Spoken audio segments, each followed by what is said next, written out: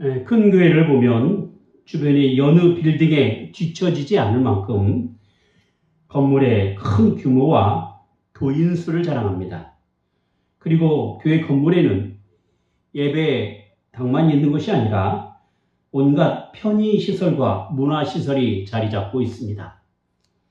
하지만 그렇게 큰 규모의 건물과 또 자랑할 만한 교인에 비할 만큼 성경에서 말하고 있는 교회 모습을 가지고 있느냐 할 때 솔직히 현 시대에 맞게 잘 갖추어진 종교단체로서의 모습에 불과한 것이 아닌가 하는 생각이 듭니다. 물론 사도행전 2장에 보면 세례받은 사람의 수가 3,000이나 되었다라고 하니 적어도 3,000명이라는 수가 교회로 모였다라는 논리를 펴서 오늘날에는 더한 숫자가 교회로 모이는 것이 마치 교회가 부흥한 것으로 이야기를 합니다. 하지만 사도행전에 나오는 교인의 수는 한 곳에 모이는 숫자를 이야기하는 것은 아닙니다. 왜냐하면 당시에 교회로 구성되는 것은 각자 집이나 혹은 회당에 모였으며 그 3,000이라는 수는 그 지역에 모여진 여러 교회의 교인 수가 합쳐져서 그렇다라는 이야기가 되는 것이죠. 오늘날 교회의 규모는 날로 커져만 가고 있고 전문적인 지식과 내용이 차고 넘칩니다. 하지만 정작 교회를 이루는 성도의 수준은 영적 영양실조에 허덕이고 있습니다. 말하자면 교회의 규모나 전문적인 지식이 성도의 영적 수준을 높이지 못한다는 그 이야기가 되는 것이죠. 체계적인 신앙 훈련이나 각종 세미나는 훌륭한 강사로 넘쳐나지만 정작 훈련받고 세미나를 들은 사람들이 교회를 이루는 일에는 자신이 배운 자랑만 있지 교회를 이뤄가는 일에 헌신이나 충성에 따른 자기 희생은 좀처럼 보기 어려운 것이 작금의 교회가 가지고 있는 실정이기도 합니다. 껍데기는 크고 멀쩡해 보이지만 그 안에 영적 영양분을 먹고 자라야 할 신령한 삶의 실질이 없는 텅 빈 교회의 모습을 보게 된다는 것입니다. 이렇게 많은 교회가 외적인 규모와 그 종교적 형식을 자랑하면서 영적인 내용이 점점 썩어져가는 현실에 놓여 있게 된다면 필경 배교의 커다란 조류 앞에 허무하게 교회가 무너지게 될 것입니다. 사도 바울은 오늘 본문 말씀을 통하여 믿음의 아들 디모데에게 마지막 시대에 고통받은 때가 이를 것이라고 엄히 경고를 하고 있습니다. 우리는 흔히 말세의 고통이라고 하면 전쟁이나 기근 혹은 외적인 박해와 환난을 떠올리기 쉽습니다. 하지만 성경이 지목하는 진짜 고통의 원인은 교회 내부에서 일어나는 영적인 타락, 곧 배교의 현실입니다. 이 배교의 무서운 특징은 결코 거대하고 요란한 모습으로 찾아오지 않으며 그 처음의 시작이 심히 미미하고 사람이 잘 알지 못하는 은밀한 데서 발생한다라는 점입니다. 사도 바울은 본문에서 말세의 징조에 대해서 2절부터 5절까지 쭉 열거하고 있는데요. 그 내용을 보자면 하나님보다 자기를 더 사랑하고 돈을 사랑하며 자랑하며 교만하며 거룩하지 아니하며 경건의 모양은 있으나 그 능력은 부인하는 것들입니다. 그리고 이 모든 죄악성은 세상의 법정에서 다툴 만한 어떤 도덕적 타락이 아닌 바로 교회 울타리 안에서 서서히 삭트는 배교의 독버섯입니다. 문제는 이러한 배교의 독버섯이 하나님의 은혜를 종교적 야욕과 이기심의 수단으로 변질시키는 종교적 부패로 귀결될 수 있다라는 것이죠. 겉으로는 장엄한 예배를 드리고 거룩한 찬양을 부르지만 내면의 동기가 하나님이 아닌 나 자신의 안위와 탐욕으로 채워질 때 교회는 자신도 모르는 사이에 거대한 배교의 조류에 발을 담그게 되는 것입니다. 그리고 이런 영적 부패가 구체적으로 가시화되는 결정적인 계기는 다름 아닌 육신에 속한 신자들이 교회 안에 많이 들어와 주도권을 주게 될 때입니다. 참된 회개와 성령의 거듭남을 경험하지 못한 채 오직 육신의 욕망과 세상의 가치관을 그대로 품고 있는 이들이 교회의 다수를 차지하게 된다면 교회라는 곳이 배교의 상태로 자연스럽게 치닫게 될 것입니다. 본문 6절과 7절에는 그들을 향해서 이렇게 표현했죠. 가만히 들어가 유인하는 자들, 또 항상 배우나 끝내 진리의 지식에 이룰 수 없는 자들을 언급하고 있죠. 이들은 영적인 진리와 십자가의 좁은 길에는 도무지 관심이 없고 오직 종교를 통해 자신의 심리적 위안을 얻거나 세상의 복을 구하는 데 혈안이 되어 있습니다. 종교개혁자 칼뱅은 교회가 참된 신자와 육신에 속한 거짓 신자를 분별하지 못하고 방치할 때 교회의 순결성이 급속도로 오염된다라고 지적하고 있습니다. 육신에 속한 사람이 교회의 다수를 이루며 주류를 형성하게 될 때 영적인 타락은 가속화되고 교회의 거룩한 구별됨은 순식간에 없어지고 마는 것입니다. 그런데 우리를 더욱 놀랍게 하는 사실은 이러한 배교의 거대한 물결이 와서 교회를 휩쓸어 갈 때 타락의 당사자는 그 멸망으로 들어가면서도 자기네 열심으로 전통 신앙을 수호하는 착각을 하고 있다는 점입니다. 그들은 사도신경을 암송하고 외적인 전통의 틀을 붙잡고 큰 소리를 치지만 정작 교회의 존재는 없어져 버리고 복음의 순수한 증거는 빠져버리는 것입니다. 이것이 바로 경건의 모양은 있으나 경건의 능력은 부인하는 자들이 되는 것이죠. 자, 그렇다면 우리는 이 거대한 배교의 시대 속에서 어떻게 교회의 사명을 바로 수행하며 교회의 참된 면모를 지켜낼 수 있겠습니까? 그것은 바로 교회의 가장 본질적인 속성인 그리스도와의 일체성을 명확하게 잘 드러내는 데서 시작하게 됩니다. 교회는 단순히 인간들의 도덕적 사교 모임이 아닙니다. 온 우주 만물의 머리가 되시는 예수 그리스도의 진 백성이자 그의 신령한 몸인 것이죠. 이 일체성은 요한복음 15장에 선언된 포도나무와 가지의 관계와 같이 생명력이 있는 연결을 의미하고 있습니다. 그리고 이 생명력이 있는 연결은 믿는 사람의 삶과 그의 공동체 안에서 거룩한 영적 열매를 풍성히 맺는 것으로만 증명될 수가 있는 것입니다. 입으로는 그리스도를 주라 고백하면서도 실제 삶에서 회개와 순종의 열매를 맺지 못하게 된다면 그것은 그리스도의 생명으로 연결되지 않았다라는 증거이며 결국 열매를 맺지 아니하는 나무는 찍어 불에 던지오리라는 주님의 준엄한 심판 앞에 서게 될 뿐입니다.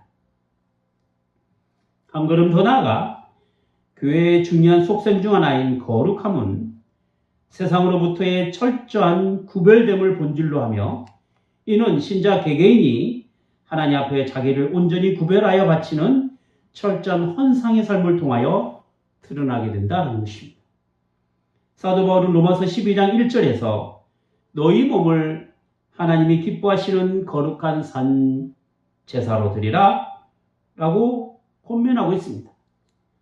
주님 앞에 자신의 삶 전체와 소유를 온전히 드리는 헌상의 자세가 없이 그저 예수 그리스도를 자신의 행복과 복리를 위한 도구로 삼아 그렇게 교회를 다니는 종교 생활은 참으로 허망하고 무가치한 것에 불과합니다.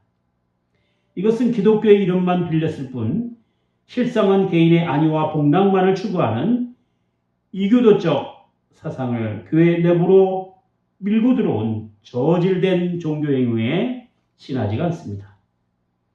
본문 4절이 폭로하는 조급하며 자만하며 쾌락 사랑하기를 하나님 사랑하는 것보다 더하는 그런 모습이 바로 하나님을 자기의 행복의 수단으로 삼는 종교인들의 전형적인 형태가 되는 것입니다. 성도의 구원은 교회 공동체와 무관하게 개인 혼자서만 천당으로 가버리는 그런 사적인 사건이 아닙니다.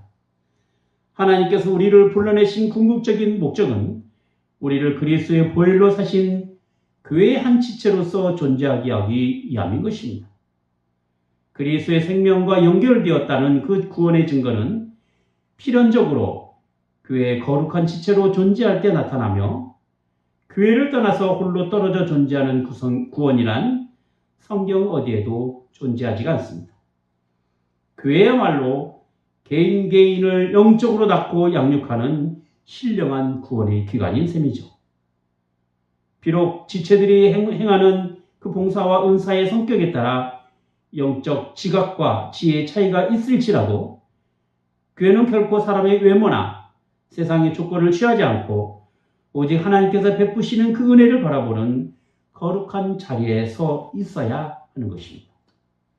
그래서 내 몸과 마음을 적극적으로 하나님께 드리는 이 확고한 심령의 결심과 또 하나님께 간 마음의 소원을 통하여 거룩하게 구별된 실체를 삶 속에서 날마다 증명해 내야 하는 것이죠. 이처럼 교회가 배교의 혼탁한 물결 속에 함부로 휩쓸려 들어가지 않고 사단의 지배 아래 놓인 사적인 단체로 전락하지 않기 위해서는 참된 교회가 가진 절대적인 증표와 특징을 선명하게 가지고 있어야 합니다. 그것이 바로 하나님의 말씀을 순수하게 보존하고 바르게 선포하는 것에 있습니다.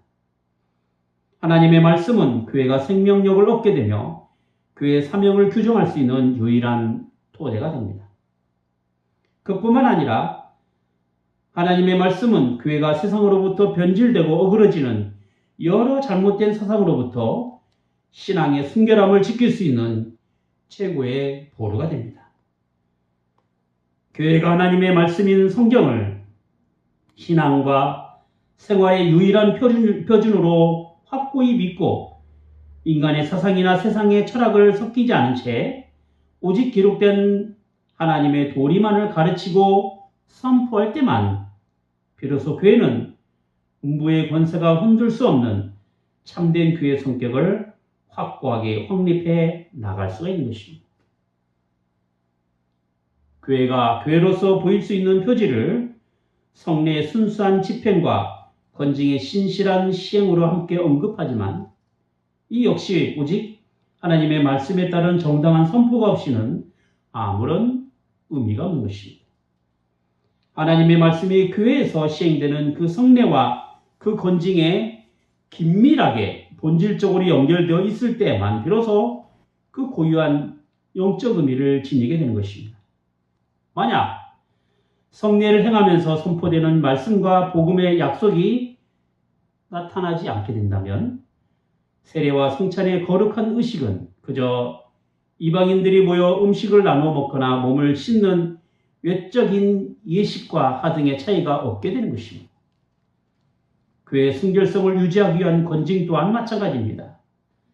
세상의 조직이나 사교 단체들도 나름의 기율을 가지고 엄격한 제재와 여러 규정을 시행하지만 교회의 건징은 단순한 인간적 통제가 아니라 교회가 오직 예수 그리스도의 거룩한 도리에 순결하게 붙어 있도록 말씀의 권위로 그릇된 길을 제거하는 신령한 권세의 시행이 되어야 하는 것이죠. 많은 교회에서는 병 고치는 치유 사역이나 성도들 간의 긴밀한 사교나 혹은 친목, 또 대외적인 구제 운동을 교회의 본질적 사명인 것처럼 착각하며 많은 에너지를 쏟아붓곤 합니다. 그러나 이런 것들은 교회의 절대적인 존재의 이유가 아닙니다. 교회에 수많은 치유의 기적이 있었고 만약 그것이 교회의 본질적 존재의 이유였다면 역사 속에서 기적의 유무에 따라 교회가 유지되었어야 마땅했을 것입니다. 하지만 치유의 기적이 없었던 시대에도 참된 교회의 존재의 이유는 오직 말씀의 능력으로 계속 왔던 것입니다. 또한 성도 간의 친교나 구제운동 역시 세상의 클럽이나 사교 모임 혹은 한국 전통의 계모임 같은 세속단체도 얼마든지 더 효율적으로 수행할 수 있는 영역이 됩니다. 교회가 세상 단체와 구별되는 유일한 이유는 세상이 가질 수 없는 하나님의 말씀을 맡았기 때문이며, 따라서 교회의 유일한 사명은 오직 하나님의 말씀을 확고하게 보존하고 바로 선포하며 온전히 가르치는 데 집중하는 것입니다. 교회가 배교의 물결에 침몰하지 않기 위해서는 단순히 과거에 가지고 있었던 교회 전통이나 그 형식을 맹목적으로 지켜내려고만 하는 정체된 보수가 되어서는 안 됩니다. 하나님의 말씀이 생명력을 가지려면 그 말씀을 정상적으로 잘 공급받아서 시대마다 부딪히는 여러 가지 문제 앞에서 죄의 현상들을 극복할 수 있도록 해야만 합니다. 이렇게 생명력이 결여된 교회는 제 아무리 아름다운 전통이 있고 화려한 형식을 자랑한다 하더라도 역사의 도도한 흐름 속에서 교회를 지켜내지 못하게 되는 것입니다. 오히려 생명이 자라나지 못할 때 교회는 은밀한 부패의 조류에 휩쓸려 가게 되는 것입니다. 보세요. 과거에 종교개혁이 일어났던 유럽은 종교개혁자들과 함께 개혁교회를 세워가면서 그 위대한 영향력을 끼쳤습니다.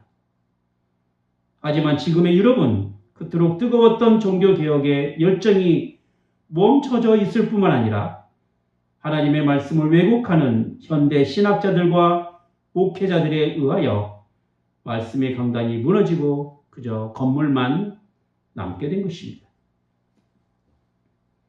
하나님의 말씀이 지속적으로 전해지지 않거나 또 영의 양식을 통하여 하나님의 은혜를 사모하는 그 심정이 없게 된다면 우리 또한 말씀을 통하여 은혜를 누렸던 역사나 그 뜨거웠던 신앙이 배교의 도도한 흐름 앞에서 여지없이 무너지게 될 것입니다. 그러므로 교회는 인간의 이성이나 세상의 논리나 그 흐름에 따라 움직이려는 그 시도를 멈추고 오직 성경이라는 말씀의 절대성을 붙잡고 살아가야만 합니다. 요즘 찬조과학회라는 단체가 하나님의 말씀을 과학적으로 풀려고 하는데 말씀으로 창조하신 하나님의 놀라운 능력을 인간의 이성이나 과학에 한정하려는 잘못을 범할 수 있는 것이죠. 저로 인해 전적으로 부패한 인간은 하나님의 말씀이 들어오기 전에는 구원의 경륜을 깨닫기에 충분하지 않습니다. 우리는 죄인을 구원하기 위하여 역사 속에 친히 개입하시고 독생자 예수 그리스도를 아낌없이 내어주신 그 하나님의 구원 계획이 담긴 그 유일한 방편, 즉 성경이라는 하나님의 말씀을 필요로 하는 존재가 되는 것입니다. 그래서 사도 바울은 본문 15절부터 17절을 통해 성경의 절대적 효능을 이렇게 선언하고 있습니다. 성경은 너희들로 하여금 그리스도 예수 안에 있는 믿음으로 말미암아 구원에 이르는 지혜가 있게 하느니라. 모든 성경은 하나님의 감동으로 된 것으로 교훈과 책망과 바르게 함과 의로 교육하기 유익하니 이는 하나님의 사람으로 온전케 하며 모든 선한 일을 행하기에 온전케 하려 함이라. 성경은 하나님께서 친히 저자가 되셔서 우리에게 행하여 날마다 영혼의 양식이 되게 하셨습니다. 그러므로 우리가 하나님의 말씀을 다룰 때 개인의 주관적이고 제멋대로인 해석의 위험에서 늘 벗어나야 되고 그리스도 예수 안에 있는 믿음으로 구원을 얻게 하는 그 지혜로움을 늘 가져야 합니다. 그리고 선포된 말씀을 단지 귀로 듣는 데서 그치지 않고 개인의 직장과 가정 그리고 교회 공동체 안에서 그리스도인다운 성품과 순종의 열매로 결실을 맺어야 하는 것입니다. 우리는 지금 사도 바울이 눈물로 경고했던 바로 그 말세에 고통하는 때에 은밀하고도 거대한 배교의 현실적인 한복판을 지나가고 있습니다. 겉으로 보기에는 화려한 현대식 교회 건물이 서 있고 수많은 종교적 프로그램이 돌아가고 있지만 그 내부의 뿌리는 하나님보다 자기를 사랑하고 돈을 사랑하는 세속주의에 여지없이 갉아 먹히고 있는 것이 바로 오늘날의 서글픈 영적 모습입니다. 뿔의 생명력을 상실한 채 겉모양만 붙들고 있는 보수주의나 형식적인 전통주의는 몰려오는 배교의 파도 앞에 무너져 버릴 수밖에 없습니다. 제 아무리 종교적 열심을 낸다 하더라도 하나님보다 자기를 사랑하는 마음은 허울 좋은 기복신앙에 불과합니다. 하나님께서 기뻐하시는 거룩한 산 제사로 자신을 드리는 그 신앙이 없이는 우리가 드리는 이 예배는 형식만 남게 되고 성도의 교제는 또한 여느 단체에 모이는 사교 모임과 별반 다를 것이 없게 될 것입니다. 교회 안에는 분명 예배가 있어야 되고 가르침이 있어야 되며 성도의 아름다운 교제가 있어야 합니다. 그런데 이런 신앙의 행위가 오직 교회에 주신 하나님의 말씀을 바탕으로 하지 않게 된다면 우리는 그 어떤 신앙의 행위도 다른 종교 생활은 의식에 불과하게 될 것입니다.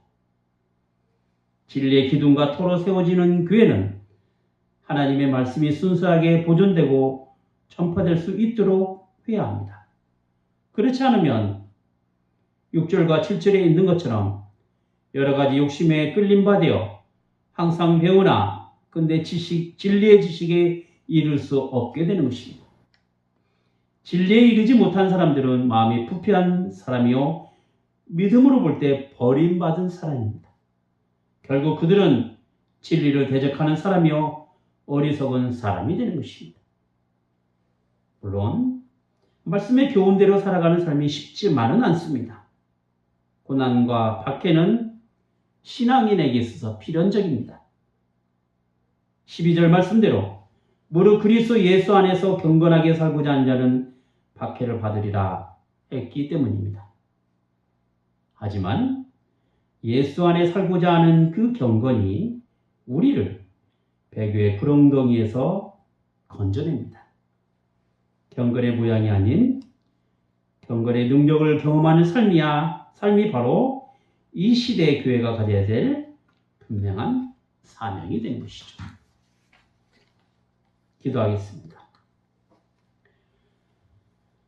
거룩하신 하나님 아버지, 신앙생활을 한다는 저희조차도 때로는 자신의 안위와 행복에 따라 하나님보다 자신을 우선시하는 그런 이중적인 모습을 보여왔습니다. 그러다 보니 잘못된 가르침이 교회 안에 슬며시 들어와 어리석게도 자기 욕심에 이끌려 하나님의 말씀보다는 세상의 논리에 따라 왜곡하여 참 복음의 진리에 이를 수 없는 그 지경까지 이르게 된 작금의 교회 모습이 되었습니다.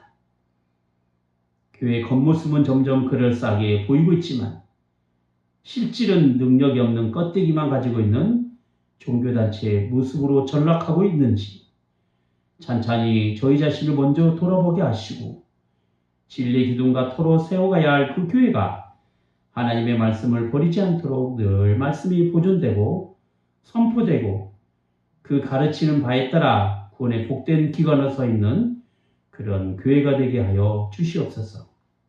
그리하여 저희 모두가 하나님의 사람으로 온전하게 세워져 이 배교의 어두운 현실 속에서 진리의 빛을 발하는 시대의 선지자적 사명을 감당하는 참된 그리스도의 몸된 교회가 되게 하여 주시옵소서. 주 예수 그리스도의 이름으로 기도하옵나이다. 아멘.